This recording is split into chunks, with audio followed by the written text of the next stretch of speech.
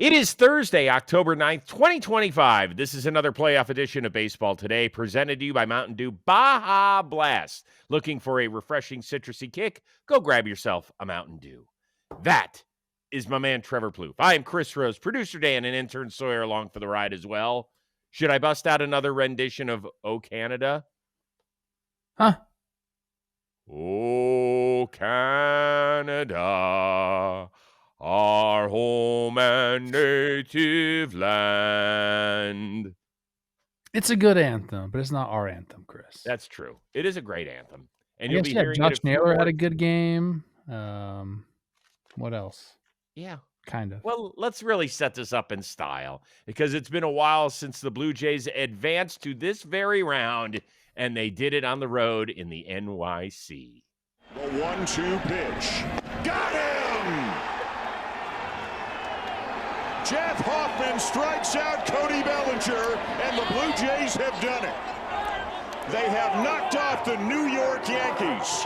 They have won their first playoff series since 2016, and they are going to the American League Championship Series. Every single one of you fucking bullpen game, Nathan Lucas, Miles Straw, all you motherfuckers, it takes everybody every day. Start spreading the news, bitches.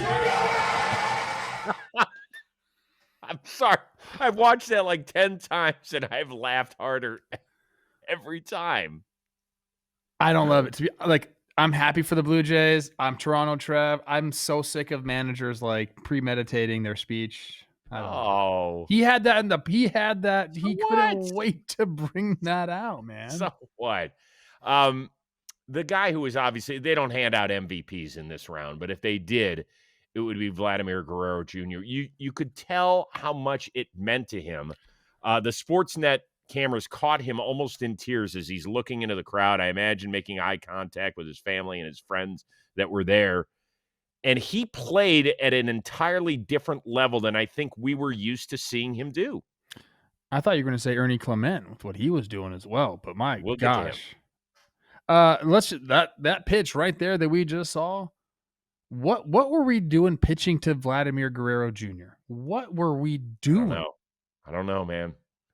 He was a tone setter from the minute he stepped in the batter's box in game one, north of the border. That carried on to their road trip where they had a 6-1 lead and they still lost.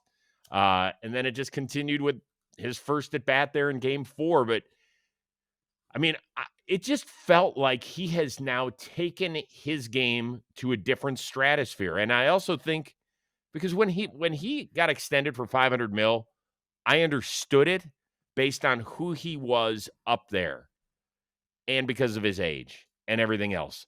But I didn't think he had played like a $500 million ball player to that point. It was much more of this than other guys we have seen get rich contracts. But man, oh man, he has taken a huge leap forward.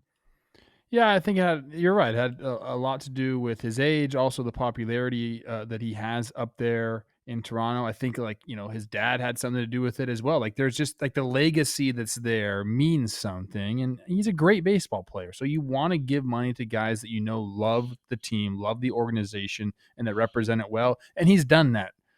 He's not a guy that's like gonna get in trouble. Like he's one of the good eggs that and he's also a great base player. You give him that contract. He is your guy. He's the face of your franchise.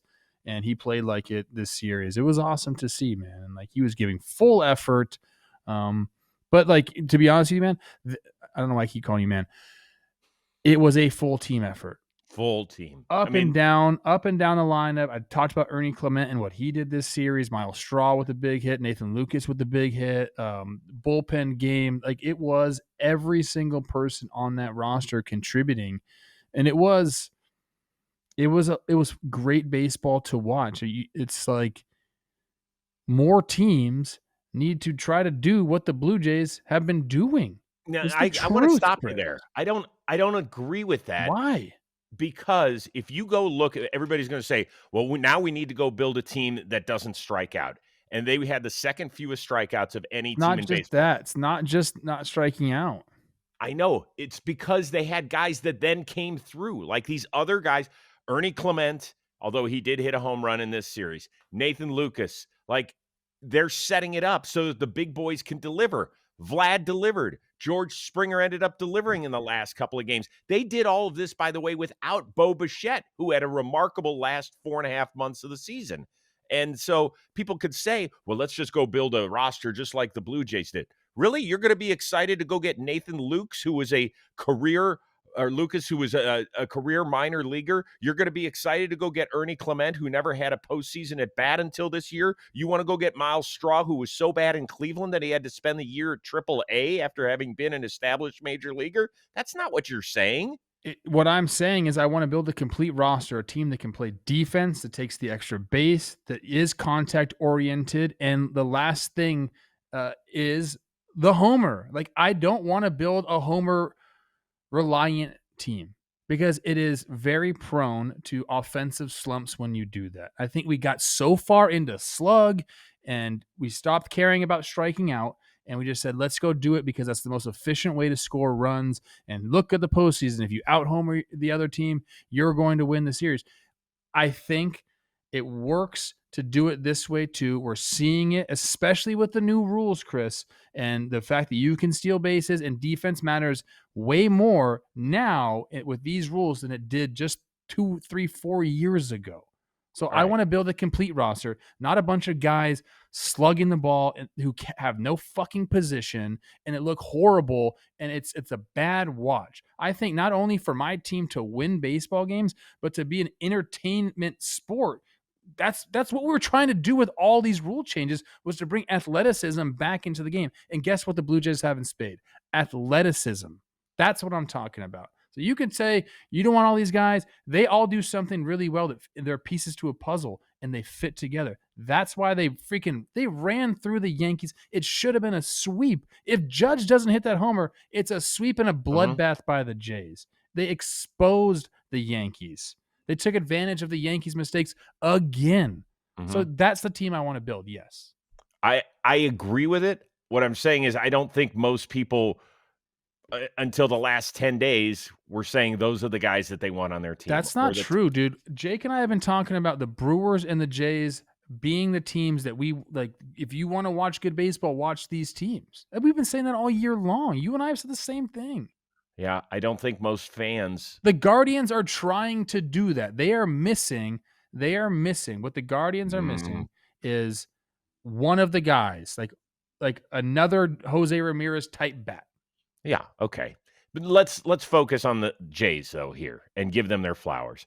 In 4 games, they scored 34 runs. They had 6 different 3-hit games by players. They had 50 hits collectively. So if you're doing the math, that is 8.5 runs per game that they scored. And guess what? Their lowest scoring game was their clinching game where they end up scoring 5 runs. Do you know that by comparison, the Chicago Cubs have played 6 postseason games this year? They have yet to score more than 4 runs in a game. So that's just showing you the different ways that this team is. They are going out there. They are mashing. They are confident. You know, over the weekend, we heard the whispers again. Boy, the Jays sure are good at home. Well, guess what? Now what do you have to say after they just laid the thump in New York City? They get the ball in the strike zone. They don't chase a lot. That's something that the Cubs do, and that's why it's a little bit different between those two teams. I think the Cubs have put together an athletic team. I think they're close to it, but there's a lot more chase on that team than there is on the Blue Jays.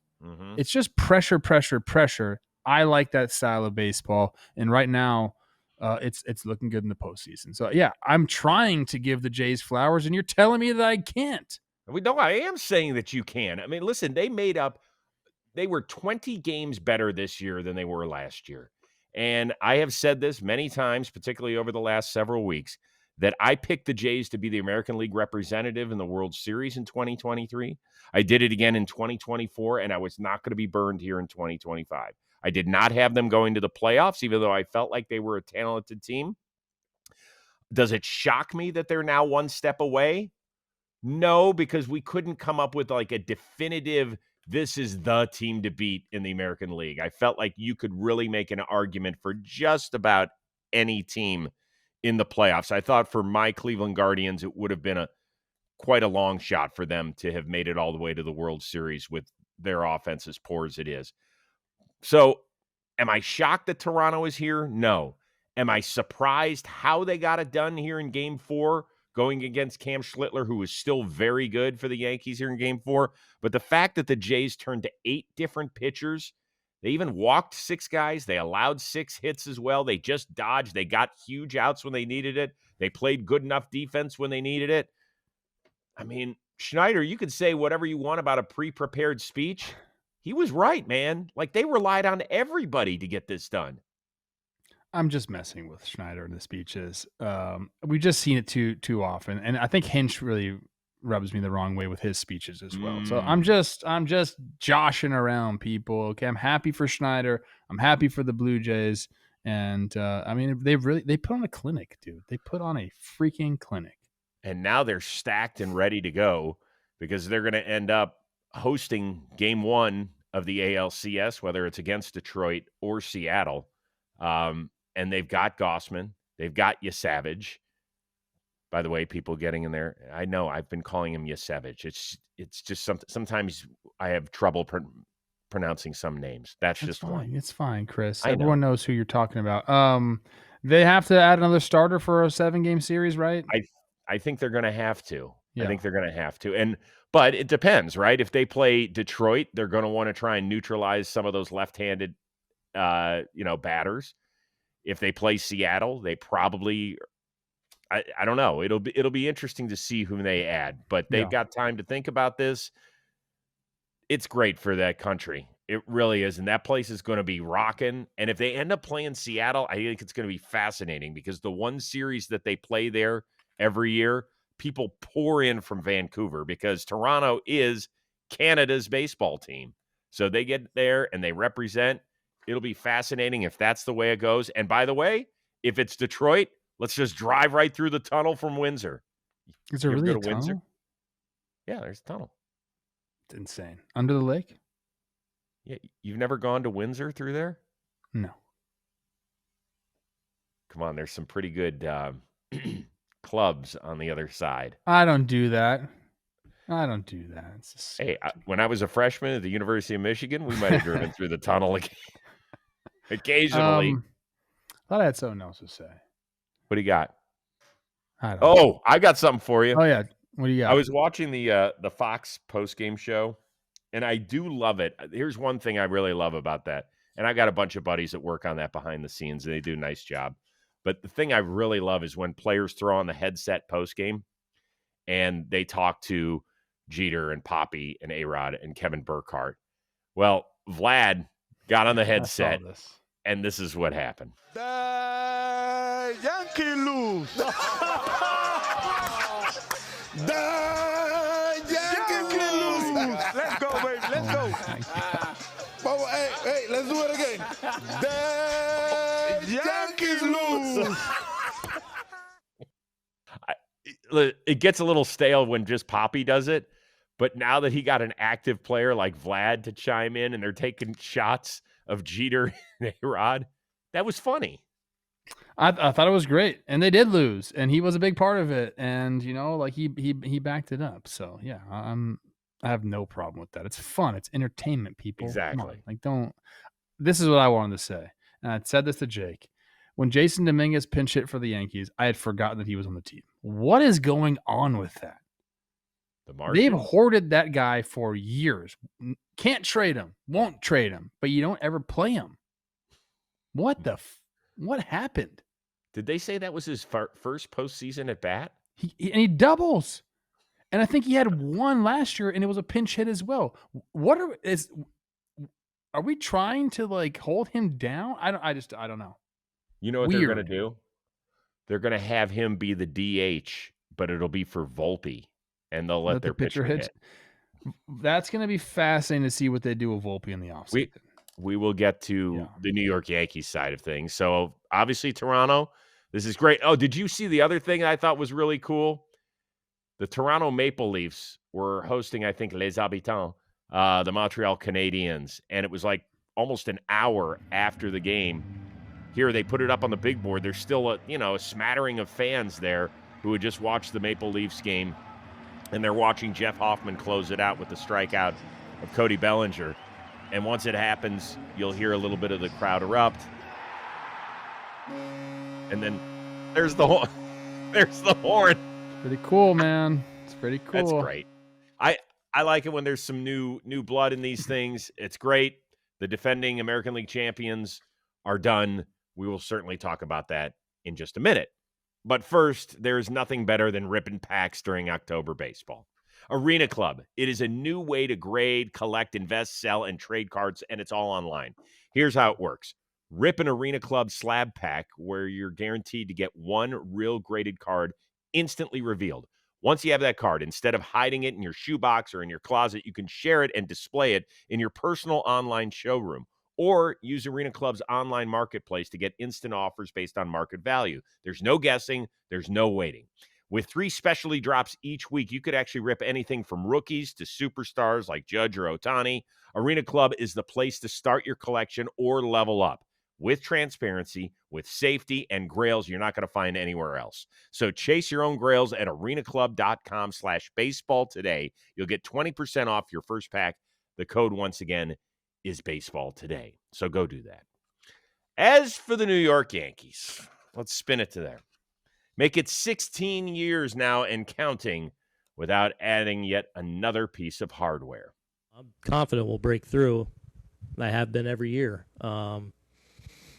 And I believe in so many of the people in that room. So that hasn't changed. The fire hasn't changed. It's hard to win the World Series, So been chasing it all my life. I think once again it comes down to the little things. Making the little plays, come with the big hit. If you don't do that, give teams extra outs, they're going to capitalize on it. What a season for the Blue Jays, doing their thing, winning the division, winning the DS. But, for us, we got to clean a couple things up, and we'll be right back here. That was the 2 errands, by the way, Judge, preceded by Boone. So, do you think that they are wasting great Aaron Judge and his career? I think what Aaron Boone says is very true, and the Yankees fans don't want to hear that. It's hard to win the World Series. One team only gets to do it, and you have to deal with injuries. Like, how different is this team with Garrett Cole on it? You know what I mean? Like, are they wasting it? I guess Yankee fans are going to say 100% because they haven't won a World Series, but I mean, I don't even know what that means. Like, they're putting together pretty damn good teams.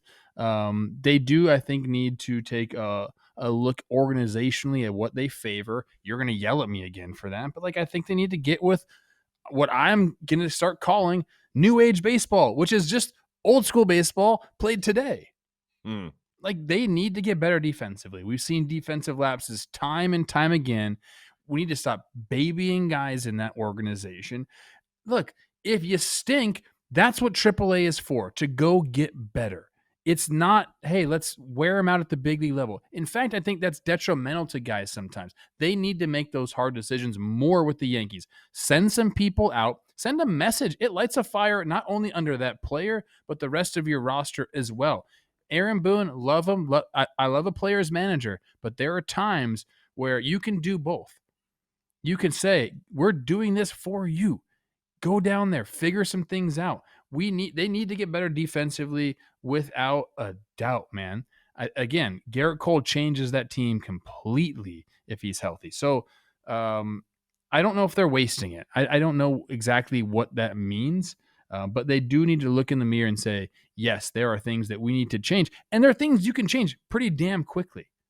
They have the means to go out and they have more means than a lot of other teams to go out and get the guys that they want. I think they're still an attractive team to play for. They just, like Aaron Judge says, it is the little things. So let's get going on that and do it quick because you're falling behind teams. As an outsider, I don't think that Aaron Boone is to blame.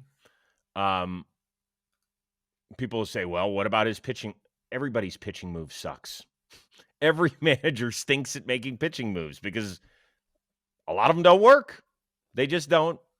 Dave Roberts has gotten grilled Every Dodger fan I know cannot stand his pitching moves. Down the stretch when his bullpen was blowing up. Why is he doing this? We would have 5 rings instead of 2 if somebody other than Dave Roberts was in charge. I don't believe that Aaron Boone is the problem. And I think that he handles things behind closed doors way differently than he does in front of a microphone. I think he handles the media great, to be honest with you. I think he does an outstanding job. If you were to have a managerial draft in terms of handling the media, and people say, well, how big a deal is that? I think it's a huge deal in today's game where you have to talk to the media twice a day, every day. And you have to make sure that you don't blow up your players and you don't lose, them. I think that's the number one thing. How he is behind closed doors, I don't know. I would imagine he is significantly different in trying to get whatever message across that he is trying to get across. I will say this. The roster construction is odd. They have like 4 or 5 guys that could be like everyday DHs, and that's a problem. That is a real problem. So they have to figure that out. I thought they made good moves at the trade deadline to try and fortify their bullpen. Bednar's the only one that worked out on a consistent basis, I would say, out of those moves. They've got to figure out Anthony Volpe. I would move on from him. I don't think he's good enough to play there every day. I would say if he was rookie Gold Glove shortstop Anthony Volpe, then I'd deal with whatever shortcomings he has in the batter's box. That I don't know. The last point is this. There's no lure with this franchise right now. Like in the 90s when I was watching them win, when you beat the Yankees, you felt like it was something special. I think Toronto is celebrating tonight, not because they beat the New York Yankees, but because they're moving one step closer to the World Series. I think it could have been Boston. It could have been Cleveland. It could have been Detroit. It could have been Seattle. I think it could have been anybody, and they would have felt exactly the same. Now, some will say, well, did you hear them? They were blasting, New York, and start spreading the news and all that stuff in their clubhouse. That's just because that's where they were. That's where they were. And that's not true. I don't. Really? I disagree there. The lore, like, hey, this team is the best team in the big leagues, and you want to beat them. That's gone. Like they're not. That's all it is. Then the Dodgers have taken that over, and it's not even close. Right, There's and that's probably my 3 point. or 4 other teams that you would say those are the best franchises in baseball. The Yankees are not on that top tier anymore. They're not. But it's still, I'm telling you, it's just New York. It's like the way that they carry themselves. And it used to be that way. It's kind of going away. Like the facial hair thing used to piss other franchises off. It did, man. And the way that, especially coming from a guy from the Twins, it has nothing to do with the big league level. I'm talking about coming up in the minor leagues. The way they traveled was better than the way we traveled. The hotels they got to stay in were better than the hotels we had to stay in. Their facilities were better than the facilities that we had. So there was always this like air of arrogance with their players. And you fucking hated it, dude. And you wanted to beat the crap out of them on the field. You wanted to go and do that. I still think there is that. I still think they have a lot of, there's a lot that comes with playing with the Yankees that you don't get in any other city. So you do want to beat them. And a lot of it has to do with their fans as well. They're brutal, man. Like the fans can be very brutal and they're passionate. I have grown as an outsider, as a fan now, to love what they do.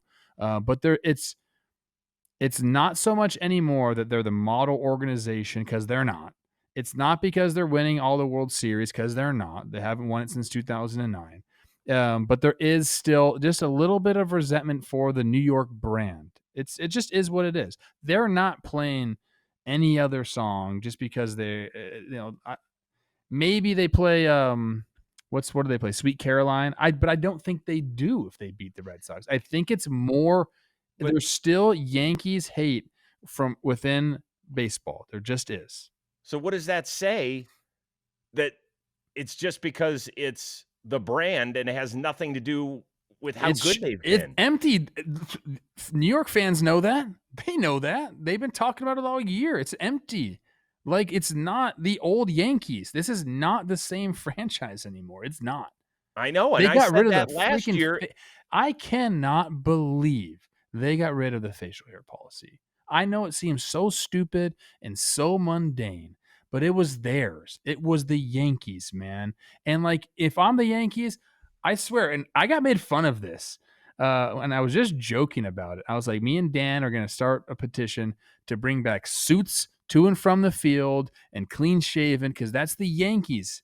Like, I don't think they need to do that, but they've lost the air that is the Yankees. Like, they That's don't my have point, that though. anymore. That is my entire point here. It's just no, I know, but it's a residual resentment to, I guess, years of past. I guess.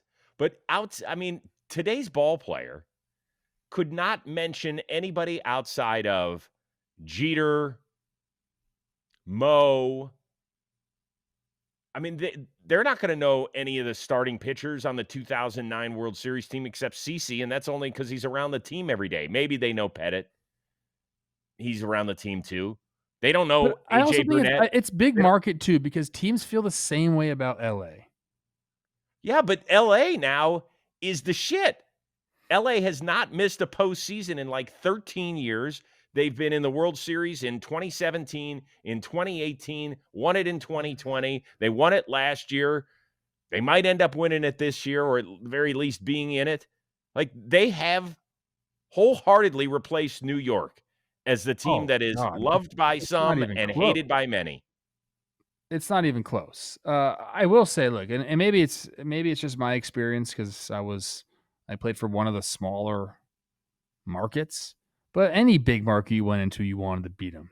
Any big market, dude, because they get things that you don't get. They get the free agents. They trade for the guys that you want to trade for. They don't get the free agents. I'm saying big markets do, not just the Yankees. I'm saying they do. They get the free agents. They trade for the big guys. They do. There is a resentment throughout baseball, if you're not in the big market, to the big markets. Who was the last position player that came to the Yankees as a free agent where you were like, oh, that's it? They've gotten a bunch of pitchers. They have. They got Garrett Cole. They got Max Fried. They got Carlos Rodon. Well, they've passed on people because they're like, we got these guys, and it's changed. I agree with you that they are not who they used to be. I mean, they're not even in the same ballpark as that. Right. So you would say Boone is safe, right? Yes or no? Yes, because there's way too many managerial vacancies out there. That's why I think he's safe. Like, there's too many. They won't have the pick of the litter. And Cashman's safe. To be honest, you have no idea. I have no idea about any of that stuff. I don't pay attention to what GMs are safe. Yeah. Well, I would be shocked if they move on from him. Now, whether or not they should, I think that's a different story. They'll be fine. They'll be good, and they'll be right in the mix next year, I'm sure. It'll be very interesting. They used to have pants that fit in the minor leagues, and you'd be like, I'm wearing these pants that don't even fit me. I'm telling you, I used to get so mad. All right, based on hundreds of millions of real-world tests, the experts at Ookla Speed Test, they have spoken. T-Mobile is now the best mobile network in all of America. So you can keep up with all the MLB postseason action from the ballpark to the backcountry, because T-Mobile has got the most advanced 5G, the most towers, and a signal that goes farther than ever. So whether you're streaming the game out and about, you're checking stats on the road, or experiencing ballpark perks with Magenta Status, you're ready to stay connected wherever your fandom takes you. All you have to do, head on over to T-Mobile.com/network to switch to the very best network today. Go do that. All right, we'll switch to the West Coast if you don't mind. The Phillies, they are alive. They're still alive. They have forced a Game 4 because the top of their order, and in particular, their 56-homer hitting left-hander, was leaving his mark at Dodger Stadium. Been a major story. Schwarber gonna send one way out of here. How far will it fly? My goodness. Kyle Schwarber with a tape measure shot up on top of the pavilion and right. That is one of the biggest bombs you will ever see. We know it's at stake, right? There's no doubt about it, but we take it a day at a time, and we know what we have in our room, and if we keep doing what we do on a daily basis, consistent basis, good things are going to happen. So good thing happened tonight. Now we got another challenge ahead tomorrow. They said that went 455 feet. And whenever that happens, I always say, does somebody just stop counting and stop giving a shit at some point? That ball went out of the stadium. It was an absolute nuke. Crazy. Part of a 2-homer game for him. He's got 23 playoff homers. Only Manny Ramirez and Jose Altuve have more. So Schwarber, if he ends up re-signing in Philly, or depending on how far they go this year, is going to end up setting the record. And I thought the most important thing, first of all, that ump cam, watching that is just, I love the ump cam. I do too on the replays. They're great. That's just incredible. So huge for him because that was his first hit since September 24th when he actually hit number 56. I think he had gone 0 for 22 or something like that. And we talked about the struggles of the top three, 2 for 22 between Turner, Schwarber, and Harper in those first two games. They ended up going 7 for 13. It's a pretty special night. Have they been on lock now? It was a great offensive night. We needed to see that. We really needed to see that, especially like you said, at the top of the order. And they kind of did everything right. They were aggressive on the base pass, caused some put some pressure on the Dodgers defense. That led to some runs. Harper going first or third there, right in Pages' face was good. Set up some more runs there. I just think that. Yeah, the offense is good. It's momentum. The Dodgers are just such a good team that I don't think you can just have momentum and ride it. I think you have to go out there in every single game for them to come back. I mean, I think they got to score 9 runs a game. I think that's what they have to do, which that's it's tough to do. It puts a lot of pressure back on you. So like other teams, I would say, yeah, now the pressure's on the Dodgers. I'm like, the pressure's not on them. Not yet. Interesting. So this was fun. We got to see Clayton Kershaw come out of the bullpen in a game in the playoffs for the first time since I think it was 2019 is what I heard. The Hall of Famer Sandy Koufax there giving him a standing ovation. 7th inning, he dodged some trouble. Teo made a nice catch to get out of the inning. And then in the 8th, it just unraveled. Schwarber hit his second homer. Overall, he ended up lasting 2 innings. It was not pretty. He gave up 5 runs, 6 hits, a couple of bombs, threw 48 pitches. Here is Kershaw afterward. Did you feel like maybe they're going to come out and get you in the 8th when you was obviously didn't really have your best stuff? You don't really think about that. You just try and make the next pitch. It's not really for us to do. We just try and get people out, and I wasn't throwing strikes, and it's hard to pitch behind the count. So I had several Dodger friends ask me, are they showing up the future Hall of Famer by keeping him out there? Is that the way you felt or no? It was tough to watch. And you're right. He dodged a few bullets in the top of the 7th there. Schwarber getting picked off essentially. Right. He was trying to read what Trey was doing on in front of him and the ball in the dirt. That helped a lot. Then a couple balls smoked at Teo right there. I did feel that way. I was like, okay, I understood at the time. Any other pitcher, like, hey man, like you went in, here's the lead. Now you're going to protect the rest of the bullpen for the next games. But just because of like the history of Kershaw in the postseason, and this is adding fuel to the fire. And my thought process, or the first thought that kind of jumped into my head, I guess I should say, is this the last time we're going to see Clayton Kershaw pitch in the big leagues? And God. That would be. It's tough to go out like that, even with his resume. Now, if they advance, does he find himself in another game, maybe in a very low leverage situation? That's very possible. But there's a chance. Yeah, this is the last that we see of him. And it's just, I mean, he was getting banged all around the ballpark, man. And he kind of had like no answer for anything. He said he was behind in the count a lot, but I don't think it really mattered. They were jumping him too early in the count. Tough to watch. So did Dave do him a disservice? I think Dave treated him like he was part of the Dodgers. And I think Clayton understands that, and it comes off as shitty, but I think it was the right move. I agree. I agree with everything you just said. It feels horrible. Whether you like Clayton Kershaw, like the Dodgers, dislike the Dodgers, all that sort of stuff, it felt icky, I guess is the way I would describe it. Not to get too technical on anybody there. But it but happens all the time. When you give it up the lead does. like that, and we're in a series where, like, you need to protect your bullpen, you end up letting guys just kind of wear it. And a lot of times it's not your first ballot Hall of Famer Right. who's It had was struggles in the postseason and gets talked about all the time, and it's gonna have a lasting memory of that. But this is just kind of how it worked out. It sucks, but I think it was just the move at the time. Yeah, last year was Brett Honeywell, and it helped him win a ring. Always somebody that has to wear it. It's just weird that it's a guy who's going to end up in Cooperstown. That's all. Let's talk about the good stuff for the Phillies, particularly the pitching. Certainly, I thought they should have started Ranger Suarez. They went with Aaron Nola, who escaped, I think, a little bit of a first inning jam, if I'm not mistaken. Right, Mookie ended up hitting the triple.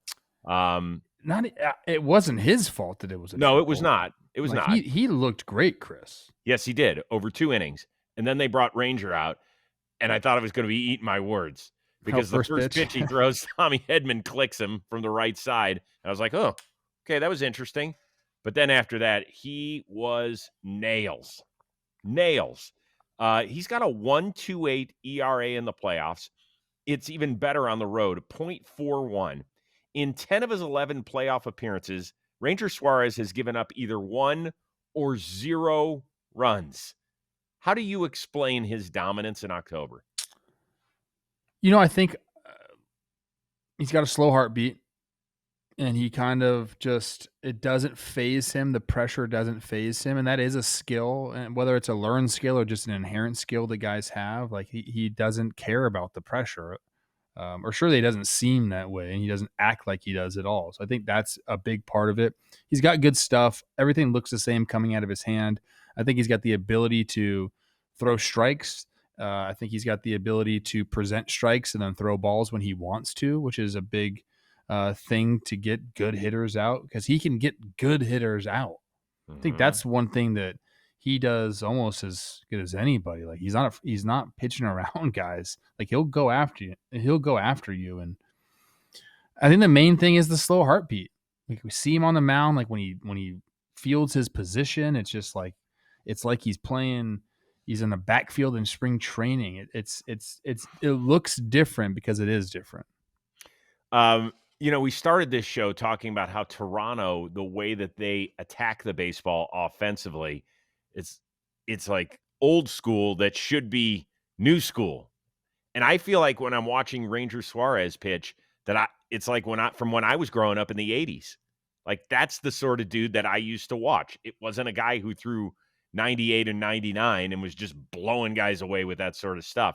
It just felt like a dude who could control all 4 quadrants, that could get you to chase when it just looked like it really is a strike, but it's like that much outside of the strike zone and you can't do anything but maybe foul it off. He's just that good. And do you remember a couple of years ago when they ran to the World Series, how reluctant they were? Like sirens would go off when he was getting ready to face the order for the 3rd time. It was like, we got to stop now.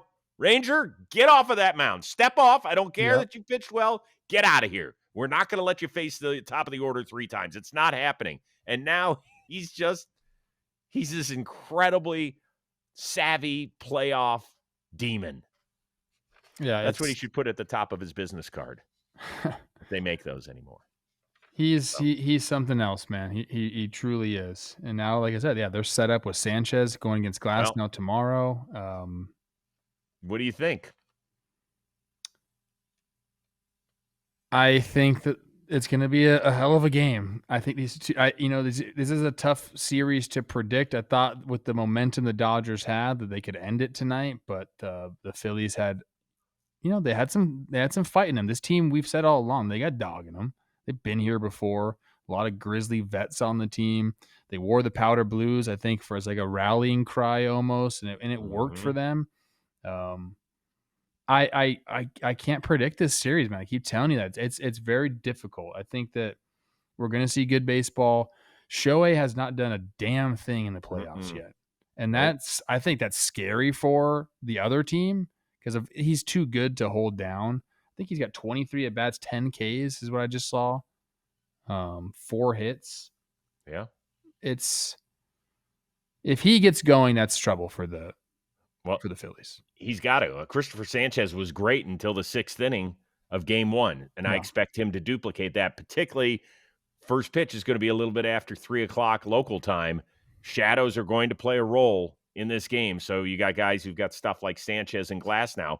For Glasnow, it's going to be fascinating because he has not made a true start for 2.5 weeks. He had one on September 27th, I believe, but it was a short 3-inning start up in Seattle. They were just trying to make sure he was sharp and all that sort of stuff.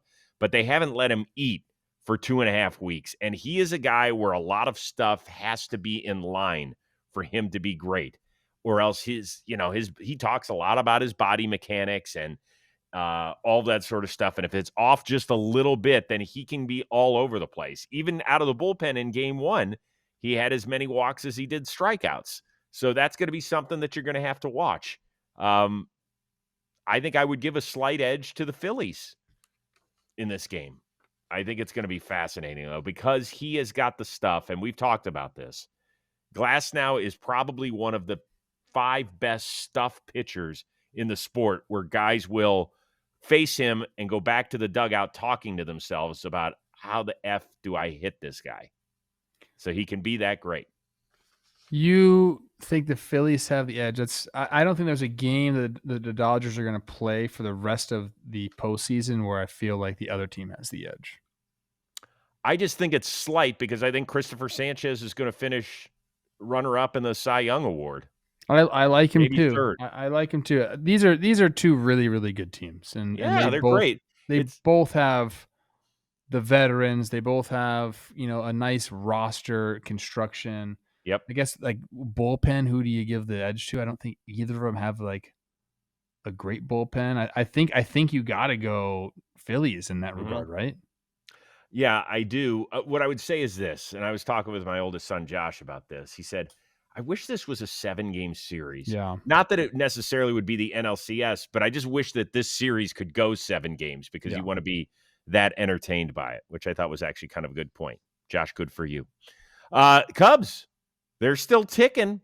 They turned a first-inning deficit into a 3-run lead, and the bullpen certainly did its job from there. Yelich, a hard hit ball to second. Horner makes the play. And the Cubs survive. The Chicago Cubs stave off elimination and force a game 4 tomorrow night. Yeah, I mean, it's hard to describe. Look at this. This is incredible. This fan base, the electricity in this atmosphere it's hard to describe, but we live to find another day. You're shaking your head because Brad Keller just closed out. I love it. I'm all in it, man. I just told Jake about this. Like, whenever you think your bullpen stinks, you have no idea. And whenever you think your bullpen's good, you have no idea. The bullpen is one of the most crazy, fluid things in baseball. You wake up and this guy might have thrown a bullpen and tweaked his freaking fingers a half a freaking centimeter, and all of a sudden he's a stud. Or they dropped his arm angle 2 degrees, and here we are. It's such a wild. There's nothing like it in sports. Like a bullpen is, you can't predict a bullpen. 5 guys on Wednesday worked a total of 5 innings following Jamison Tyone and only allowed 1 run. And they dodged some traffic. Jake Bauers had a chance, and Keller came in and got him. It was just really fun stuff. It was a good, fun atmosphere. Milwaukee hung around the entire time. We saw Jackson Chourio leg out a double with, like 1.5 hamstrings. It's just been good, emotional baseball. And I will say this. The Cubs would be screwed without Michael Busch. Oh, my gosh. That was so huge because the Cubs had that horrible pop-up that dropped because of the sun in the top of the first. It gave the Brewers a free run. And then in the bottom of the first, we see Busch hit another first-inning homer. By the way, he's got 7 homers in his last 11 games, And PCA after the game said he has been our best player all year. I mean, this series in general has just been the answer back early on series. Each team gets ahead in the top of the first, the bottom of the first is just the answer back, and good for the Cubs to do it, man. There was some really, really good baseball played in that bottom of the first. You have the Bush homer was awesome. Then you have Nico Horner getting on base with the base hit. Tucker gets the walk, and then Seiya hits the ball that, I don't know, like 99% of the time as a 2-run double. And we got Sal Frelick out there just going and making an incredible catch. So yeah, look, they added on, they end up scoring and making it 4-1. But again, like, just incredible baseball. PCA comes through, which was great for him. This was a momentum game for me. I could see the Cubs waking up from this one. Yeah, I think that now where you go from here, because Freddie Peralta, who was the game 1 starter for the Brewers, he's locked and loaded. He's ready to go. It's regular rest. They're going to try and end this thing. Jesse Rogers, who covers, area of Chicago for ESPN, said that they're leaning toward Matthew Boyd, the Cubs, in a do-or-die game. And let's remember, he did not even make it out of the first inning in game 1. And he wasn't the same in late August and September for the Cubs. They could go a bunch of different ways. They could go Ray. They could go Savali, who came out of the bullpen and pitched beautifully. They could go Soroka. What do you think about if they do go with Boyd? I think that they would have a very, very short leash. I know they had that early and it wasn't short enough, essentially, in his last start, but they don't really have like great options. So, you got to pick one. Like, what's a better option than that? Like, I maybe Soroka. I don't know. There's just not. It's like pick your poison, kind of. Right. I guess to neutralize lefties, throw them out there for the first inning and keep your fingers crossed and hope that all goes well. If they start Boyd, does that change the way the Brewers put their lineup out? I can't imagine it would. I don't think so, right? I don't think so. It certainly wouldn't. Listen, Freddie Peralta is probably the least talked about really good pitcher in baseball. I mean, really good. He had another great year this year. And he's also an amazing bargain for Milwaukee. They kind of dug their financial nails into him early, and it's ended up working out great. But if they don't get it done, now you got to go back home, which I'm sure they're going to feel fine about. And they're going to have a lot of pitching options, but they went bullpen in game 2. We'll see. I think it'll be interesting to see if, do you think Mizrahi will play a role here? Let's say because Freddie can throw a lot of pitches. Like, he can strike out a ton of guys, but maybe he goes 5 1/3, and now they got to get a bunch of outs. And that bullpen has been utilized a lot lately. Quinn Priester didn't even make it out of the first. So, Miz, you bring him back? Yeah. I think he's definitely in play. I think the Brewers pitching is set up fantastic for this, even with all the pitchers they had to use today. Yeah. So their advantage Brewers there. Mm-hmm. But it's Wrigley. I think it's a good lineup. The fact that PCA got a 2-out knock, and I know he had that tough check swing call where he didn't go, and he was pretty mad about that. And I thought Frank Core did a good job, or I don't know if it was him or it was BA. Is that who was calling that game? No. Ron Darling. Yeah, that's who it is. That's right. Frank Core and BA are in LA, or doing the Phillies game. Yeah, it's Darling was talking about, this is a guy that chases so much. So when he doesn't go and gets rung up, clearly he's upset. He's trying to make this adjustment. But if they get him going, I think it's a completely different series. Yeah, well, they've got to. Would you play for a run in the first inning if you're the Cubs? Would you play small ball? No, I don't think so. Okay. I think we're going to have to score some runs tomorrow. I do. Yeah, well, they haven't. I told you, they've played 6 playoff games. They haven't scored anything higher than 4 runs so far. We just talked about their pitching being like less than ideal. You can't play for 1 run tomorrow. Okay. Just want to throw it out there. And the Brewers can. Yep. Hey, playoff season. That's what they do. Playoff season is here, so whether you're at a watch party, a tailgate, or hanging with friends after the game, nothing levels up those moments like the refreshing tropical lime kick of what?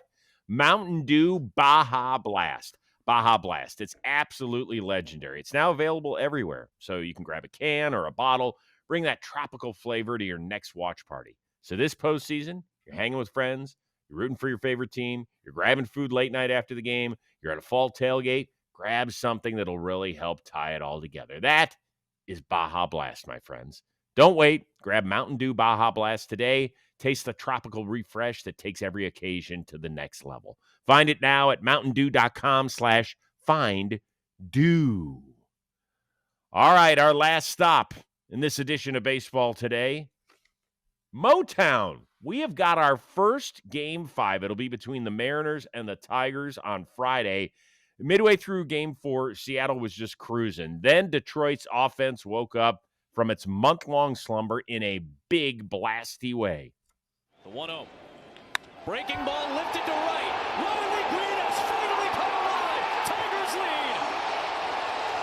When everything clicks together and we go pitch by pitch, there's everybody in the lineup that can be dangerous, and I tell them, to keep playing during the regular season when we were down. And honestly, these games, everything matters. Every pitch, every steps, honestly, everything matters. And when we lock it in like that, it's going to be dangerous for the other team. That was Javi Baez, who hit one of the Tigers' 3 homers, and before that, it was Riley Green going 454, I believe, to give the Tigers a lead that they would not relinquish. Dude, midway through this game, I was like, where is the energy in this ballpark? I know that it's been like a month since you won a game at Comerica, but come on, this is it. And it felt like Seattle was just going to cruise to the ALCS. And then something happened. And I think, to be honest with you, in the bottom of the 5th, it was the leadoff at bat by Spencer Torkelson. It was 0-2 against Miller, who was really pitching great. And he kind of worked one into center field. He didn't crush it, but got enough of it to start something. And I think he was forced out eventually, maybe on the next play or something like that, but they got an out. But he seemed to kind of set a little bit of a tone. And, dude, it was like somebody flipped a switch, because after that, the Tigers took off. Yeah, I mean, there was Torque getting on and then Dingler with the big RBI double into the gap that Arozarena kind of took a bad angle on. I think the pinch hitting, Jahmai Jones coming in, first pitch, double down the line. That's whenever you come in and they bring in Spire there, and I mean, that's just right away. I think that creates some of that energy as well. Obviously the run does, but the ambush in general, just like the, oh my gosh, here, wake you up kind of type swing. And he's been great for them. So nice job by Hinch getting them there. Baez tying the game, I think, was a really good at bat. I told Jake this too. It was, he hits the homer foul. And a lot of the time that can get you off your game plan, stays the game plan, base it at the middle, ties the game, gets it to 3-3. And then you mentioned Riley Green. Then eventually we're showing the home run that kind of put the game out of reach there, made it 7-3. But those 2 innings, the bottom of the 5th, the bottom of the 6th, just really good at bats. One after another. It was just like they were relentless with the quality of their at bats, and that's what this Tigers team has to do. They have to hit with runners in scoring position. They did that today. This was the peak of their team. I think watching what they did today. They hit 3 homers, which is good because they had only hit 2 in the entire playoffs coming into that Game 4 of the ALDS. The biggest thing I felt was Troy Melton yet again. Oh my gosh. We saw him get the call in Game 1 out there in Seattle. He was fantastic. I thought he was even better in this do or die game. 3 innings. He threw 35 pitches. 26 of them went for strikes. And, his fastball, he's just like, okay, You see that, go hit it. Then he throws in nice wrinkles here and there. He's thrown less than 50 pitches or 50 innings as a big leaguer. He is a huge, huge weapon, and A.J. Hinch could let him go as long as he needed to because he knows that he's got Tarek Skubal going in Game 5. So he was saying, I'm not going to do the whole – I thought he pulled Mize too early, in my opinion. I thought it was kind of ridiculous. What did he pull him after 48 pitches or something like that? It was something like that. And it could have gotten away from him. It did end up being 3-0 because Mize had only given up 1 run to that point through 3 innings. But Melton kind of saved his manager, I thought. He's going to be a starter next year, right? Like he started in the Yes. minor leagues. Okay. Like I know he's been in this role where he's kind of just been in the bullpen 2-3 innings at a time, bulk guy, if you will. But like that's he's a menace. Yeah. And with 35 pitches thrown, it wouldn't shock me. Let's say that Skubal pitches well, but only goes, I don't know, 5 2/3 for whatever reason. Let's just throw that number out there. 6 1/3. Melton can give you, I think he can give you an inning in Game 5. I need Tigers fans to, because I don't know this. Why did he start going into the bullpen for them? Why did Melton? Yeah. Was it just like an innings thing? Because he came up and made 2 starts in July. Yeah, where but he how went long 5 were those innings and then starts? 7. And then after that, he was just like a 2-inning guy, 3-inning guy, 2-inning guy. Like what changed? Why they do that? They don't have like 5 starters. Like they don't. What they do. Like I'm just curious. So if you're a Tigers fan, let me know below. No, they don't. They've got 3 starters. Yeah. So like that's what I'm saying. Why did they make him do this? Which I think is one more than they had last year during their playoff run. Hey, they're getting it done. They are. Forced a Game 5 with their ace on the mound. Yeah, we're going to find out a lot more about this on Thursday with Seattle's pitching plans. We know that Tarek Skubal, Seattle's going to try and win a 4th time in a game in which Skubal has started this year. Mm-hmm. Doesn't mean they beat him every time. It means that they won those games in which he has started. So that would be impressive. If you're Seattle, who do you go with? Well, Kirby will have an extra day's rest, right?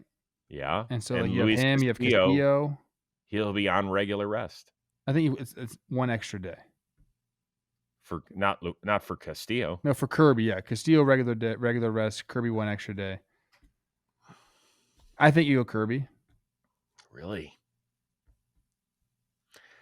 I'll tell you what I'm worried about.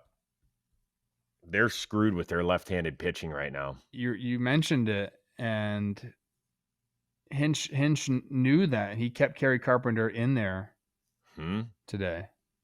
He ended up having a good at-bat. He had a good at-bat. Oh, yeah. He's had very good at-bats. Yeah. Very good against left-handed pitching. Yeah, Spire got lit up, and they can't count on Caleb Ferguson. That's going to be a big thing to watch in Game 5. Somebody's going to have to get them some big outs because Detroit, once again, seeing all these bullpen guys yet again. They saw Spire for the 3rd time in 4 games, and they teed off on him. We cannot wait. We'll have more on that game coming up on Friday's edition of Baseball Today.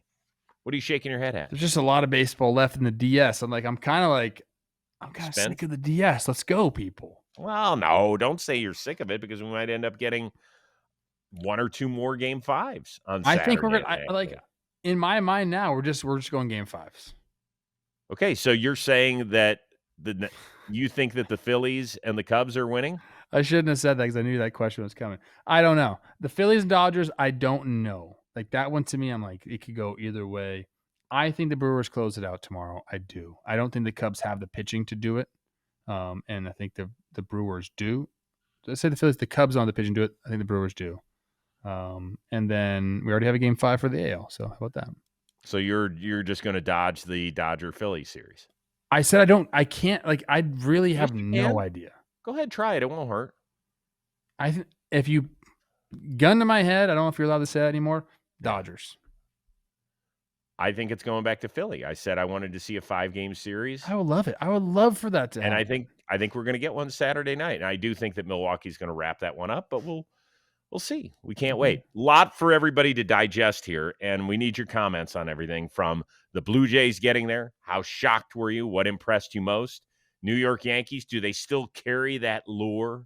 Do they still have that aura about them or not? What changes would you make moving forward? Phillies, they going to end up winning this, or the Dodgers going to wrap it up at home in 4? Brewers, Cubs, who's winning that?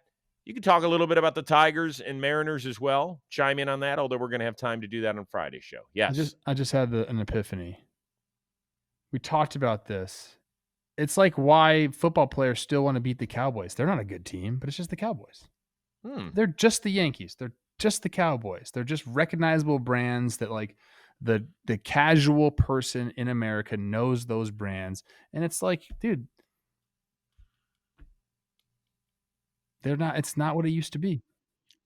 I think it's just part of the journey. That's all I think for the Toronto Blue Jays. Congratulations to them, eh?